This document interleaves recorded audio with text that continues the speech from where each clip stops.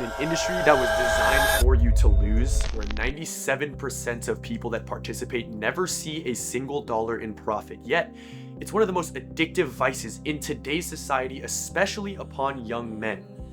But somehow there's a small percentage of people that are quietly making thousands of dollars in profit consistently. So what separates the 97% of people to the top 3%? And what separates the top 3% to the top 0.01%? Because it's not luck and it's not parlays. It's their mindset. Because if you don't adopt the right mindset, you will never win in this industry, period. Now, it's not because you're too dumb and it's not because you're too stupid.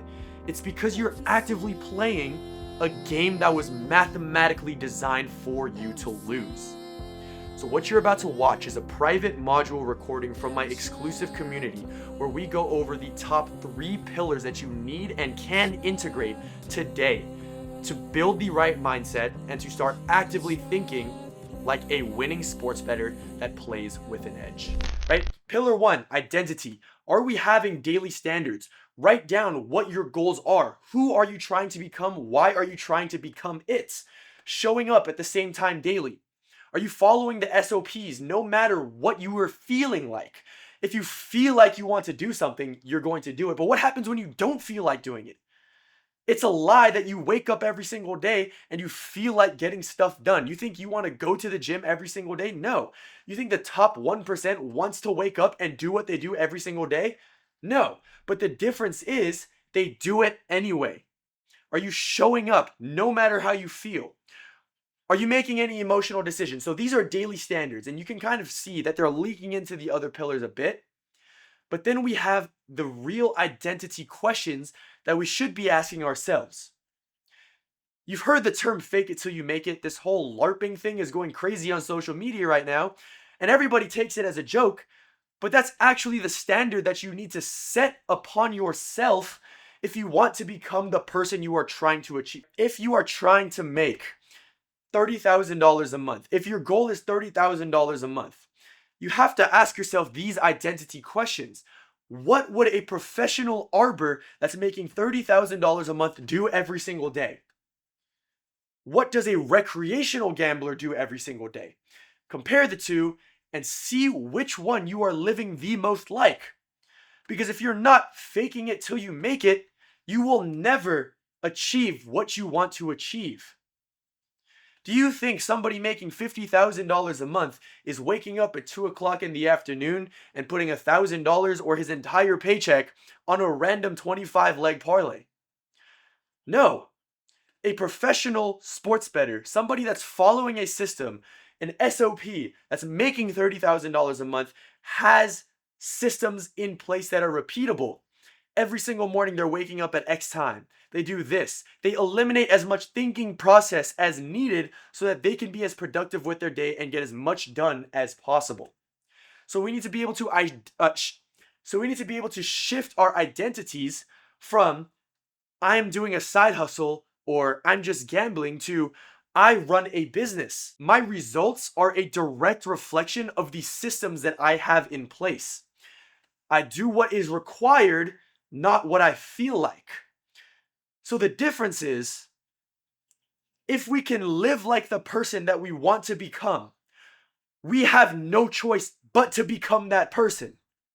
And all it takes is a shift in identity, actually living like somebody that you want to become, acting like you already have the things that you want to achieve. So once we shift our identity and once we can master our SOPs, once we build systems that are repeatable, once we do all of those other things, now we can start to focus on some of the other pillars, right? Because we can't just have one maxed out and not max out the other stats. That's like having a my player that's only maxed out with one badge and all of his other statistics are super low.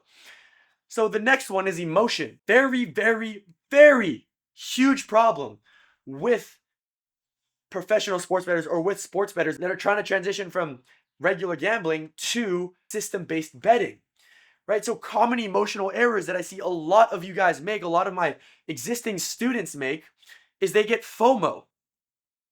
You don't get FOMO from your friends going to the club on a Saturday night anymore because you mastered your identity. That's no longer what you want to be doing, right? But now you're getting FOMO from missing out on arbitrage bets that hit. You're getting FOMO on different things, but you're still letting your emotions run your thinking. If you're sitting here chasing missed edges, you're chasing losses, you're raising stakes out of pure frustration and incompetence that you want to get to point B faster than it needs to take, right? You owe the game X amount of time before you can get from point A to point B. But then getting from point B to point C takes even more time than getting from point A to point B. So if we're frustrated that we're not getting to our goals fast enough, we are just creating more problems for ourselves. We need to fix the leak before we add more water in the bag. Otherwise, we're creating more problems and we're not solving the underlying factors that are keeping us at point A, right? Trying to chase point C before getting to point B is only going to shoot you in the foot. So things like betting too fast when the lines move, not mastering the foundations, getting FOMO, right? Chasing losses. We want to transition from aggressive emotional behaviors to more neutral behaviors. So some more neutral behaviors would be something like placing the arbitrage bet, immediately logging it afterwards because I'm very heavy on tracking everything, and forgetting about it. You're so used to betting these parlays and gambling your money that you're going to go and it's in the back of your mind all day. You can't get any more work done because your brain is so clogged with all of the money that you have at stake. And you go sweat a game, a basketball game, that you have no business wasting an hour and a half watching for something that might lose you money. So, because now we are operating in a non-gambling environment, we're operating in systems, in workflows, we can just track it, we can do our busy work and forget about it. We no longer need to have emotion of impulsive bets. We have no reaction to wins or losses because every single arbitrage bet that you place, guess what? You're winning one and you're losing one. That's exactly how it works. And that's the beauty of it, that we can completely remove our emotion, the number one factor that hinders most sports bettors from actually seeing profits, and just become stoic. So some emotional rules that I have is to never increase your stake size based off of emotion. So many of my students book one-on-one calls with me just to come and tell me that, hey, I made $5,000 this month, but I want to make $10,000, $20,000, and I'm kind of getting frustrated that I'm only seeing $30, $40 per arbitrage bet. Stick with the system. You can increase the bet size when the time is right, but we're also thinking about, is this a proper time to make a change in my system, or am I just being greedy? Am I just being impatient? And do I just want results faster than the amount of work that I've put in? So now we're going to go over consistency. I have a rule that I always tell my Arbitrage Academy, is that hard work beats talent when talent doesn't work hard.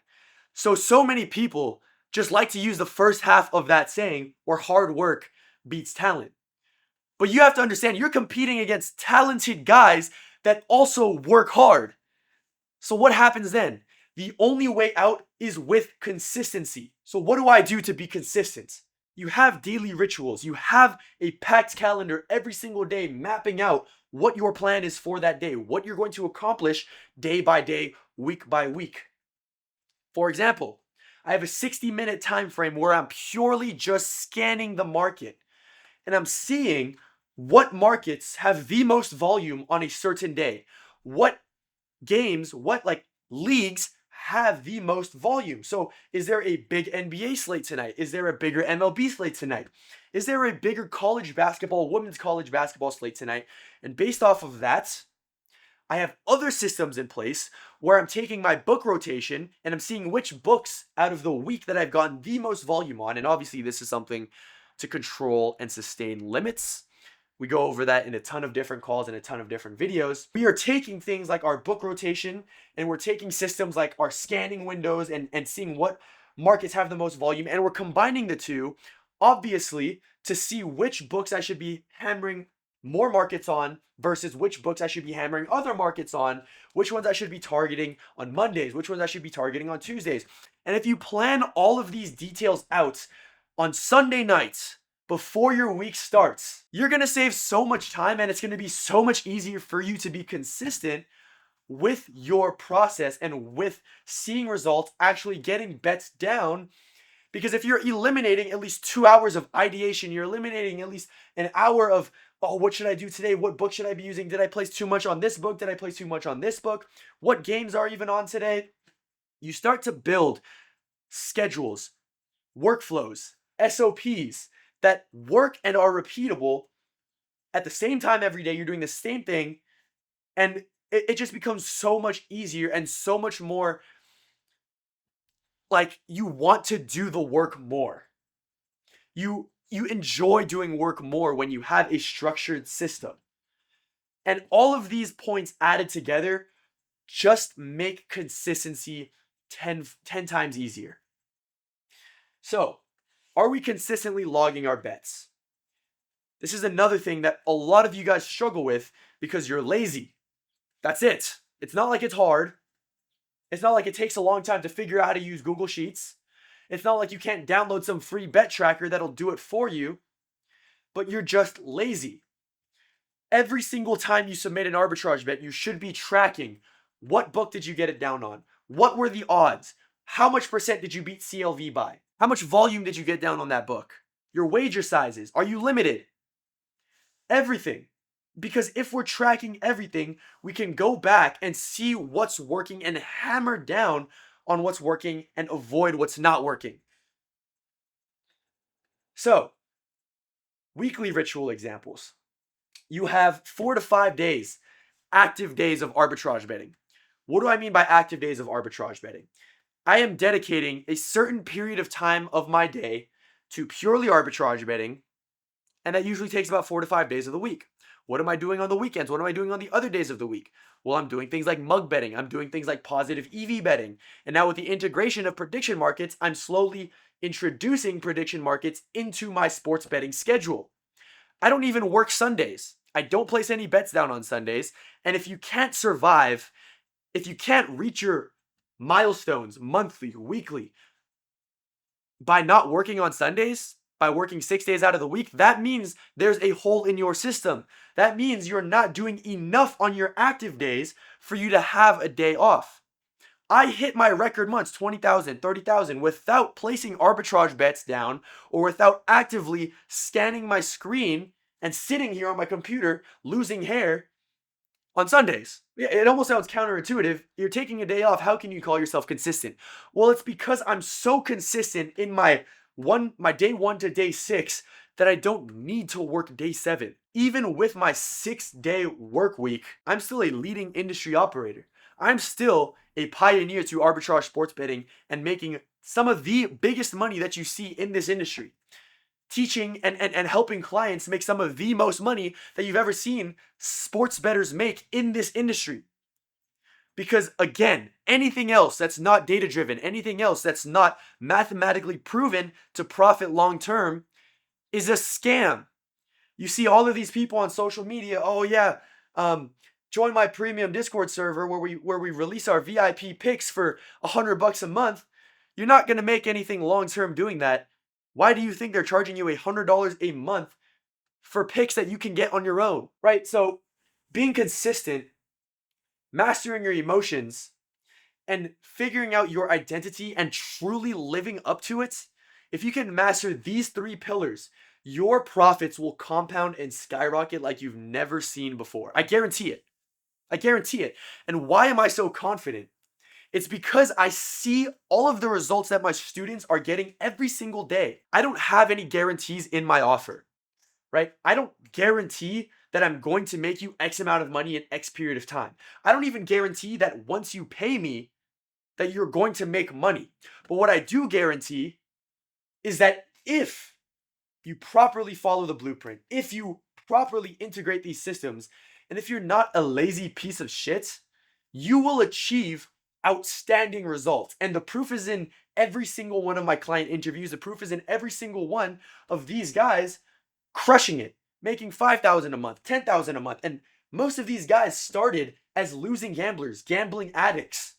They had problems. I've talked to guys that have made multiple calls to the gambling hotline because of how bad their gambling addictions were. So you can kind of see how these identity shifts are positively affecting these guys' lives, changing them for the better just by mastering these three pillars: being consistent in their work, taking pride in every single aspect of their work, not just doing stuff for the sake of doing it, because once you build that habit, it leaks into every other aspect of your business. It leaks into every other aspect of your systems. Doing stuff just to do it. I even catch myself doing that sometimes with content. I catch myself posting content just for the sake of posting, just so I can say I got it out the way.